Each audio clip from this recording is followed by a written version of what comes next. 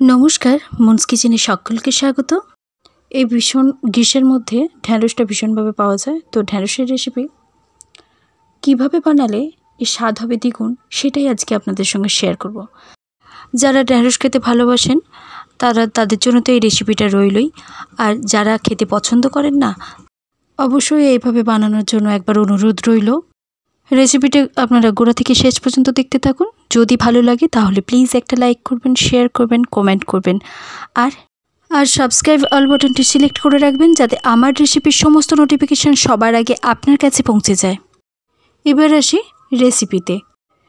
প্রথমেই আমি এখানে বেশ কিছু আলুকে এভাবে লম্বা লম্বা করে কেটে নিয়েছি, কেটে ধুয়ে পরিষ্কার করে নিয়েছি। তারপর ঢ্যাঁড়সগুলো এখানে এভাবে কেটে নিয়েছি। এখানে যেগুলো বড় ঢ্যাঁড়স ছিল সেগুলোকে 3 পিস করেছি, আর যেগুলো ছোট ছিল সেগুলোকে 2 পিস করে নিয়েছি। প্রথমে ধুয়ে নিয়েছিলাম, তারপর এটাকে কেটে নিয়েছি।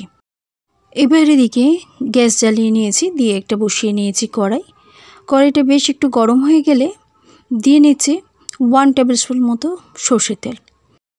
তেলটা বেশ ভালো করে গরম হয়ে গেলে তারপর অ্যাড করছি কেটে রাখা আলুটা দিয়ে একটু নেড়েচেড়ে সঙ্গে অ্যাড করে দিলাম 1/2 টিস্পুন মতো হলুদটা দিয়ে এটাকে ভালো করে ভেজে নেব।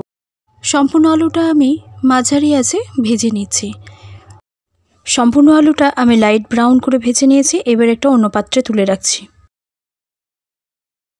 এবার সেম কড়াইতেই 1 টিস্পুন মতো তেল অ্যাড করে দিলাম। তার সাথে দিয়ে নিচ্ছি কেটে রাখা ঢ্যাঁড়সটা দিয়ে একেবারে ফ্লেমটাকে মাঝারিতে করে দিয়ে এভাবে হালকা হাতে নাড়তে থাকবো। আর ঢ্যাঁড়সটা মোটামুটি এই পর্যায় পর্যন্ত ভেজে নেব। সম্পূর্ণ ঢ্যাঁড়সটা আমার ভাজা হয়ে গেছে। এবার একটা অন্য পাত্রে তুলে রাখছি। এবার এদিকে মশলাটা তৈরি করে নিচ্ছি। এখানে নিয়ে নিয়েছি একটা মিক্সিং বোল, তাতে দিয়ে নিয়েছি 1 গিট মতো আদাকে আমি ছোট্ট ছোট্ট করে কেটে নিয়েছি, সেটা অ্যাড করে দিলাম। তার সঙ্গে দিয়ে নিচ্ছি 2 চিরা কাঁচা লঙ্কা। ঝালটা আপনারা যে যেমন খেতে পছন্দ করেন সেই হিসাবে ঝালটা অ্যাড করবেন। তার সাথে দিয়ে নিচ্ছি 1 টিস্পুন মতো 2 ধরনের সর্ষে নিয়েছিলাম মিশিয়ে, সেটাই অ্যাড করে দিলাম।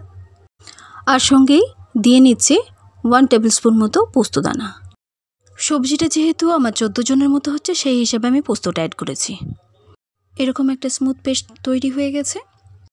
এবার সেম কড়াইয়ের মধ্যেই, যাতে আলু আর ঢ্যাঁড়সটা ভেজে নিয়েছিলাম সেই কড়াইয়ের মধ্যেই অ্যাড করে দিলাম 1 টিস্পুন মতো সর্ষের তেল।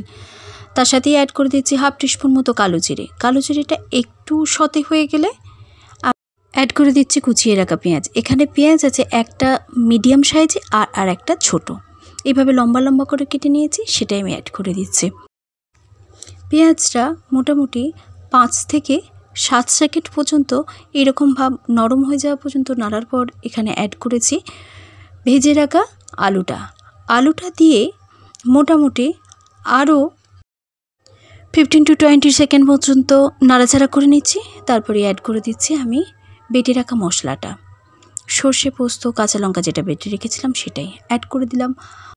1/2 টিস্পুন হলুদের গুঁড়ো, 1 টিস্পুন মতো লঙ্কার গুঁড়ো, সবটা মোটামুটি এই আলুর সাথে ভালো করে কষিয়ে নেব। এই সময়তে আঁচটাকে অবশ্যই লোতে করে দিতে হবে, না হলে সর্ষে আছে যেহেতু সেটা খুব বেশি হাই হিটে তেতো হয়ে যেতে পারে।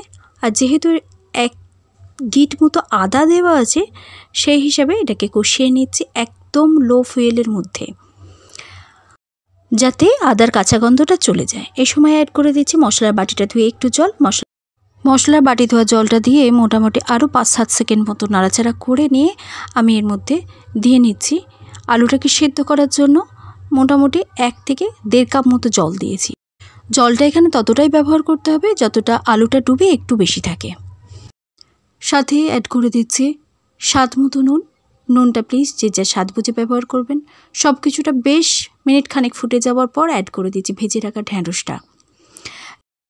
ঢ্যাঁড়সটা দিয়ে একটু নাড়াচাড়া করে নিচ্ছি। এবার এটাকে সম্পূর্ণ ঢাকা দিয়ে রান্না হতে দেবো, যাতে ঢ্যাঁড়স আর আলুটা সম্পূর্ণ সেদ্ধ হয়ে যায়। মোটামুটি 3 থেকে 4 মিনিট পরে ঢাকাটা খুলে এটাকে ভালো মতো নাড়াচাড়া করে নিচ্ছি আর দেখে নিচ্ছি এটার মধ্যে কতটা জল আছে। এই সময় এরকম অর্ধেকটা জল থাকা অবস্থাতেই আমি অ্যাড করে দিচ্ছি মিট মশলা। এই মিট মশলাটা আপনারা দুটো টাইম অ্যাড করতে পারেন।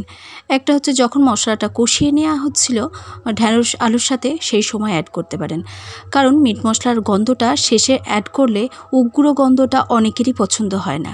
তাই এটা যদি ফুটবে বেশ, আরও মোটামুটি মিনিট 2-3 এরকম সময় অ্যাড করে দিলে তাহলে এর গন্ধটা একেবারেই চলে যায়। মিট মশলা যদি হাতের কাছে না থাকে নাও দিতে পারেন, তাতেও কিন্তু এই সবজিটা এইভাবে রান্না করলে ভীষণই খেতে ভালো হয়। তবে মিট মশলা অ্যাড করলে সবজিটা খেতে খুবই সুস্বাদু হয়। এইভাবে বাড়িতে বানিয়ে অবশ্যই জানাবেন আপনাদের এই রেসিপিটি কেমন লেগেছে। ধন্যবাদ আপনাদের মূল্যবান সময় থেকে আমায় একটু দেওয়ার জন্য।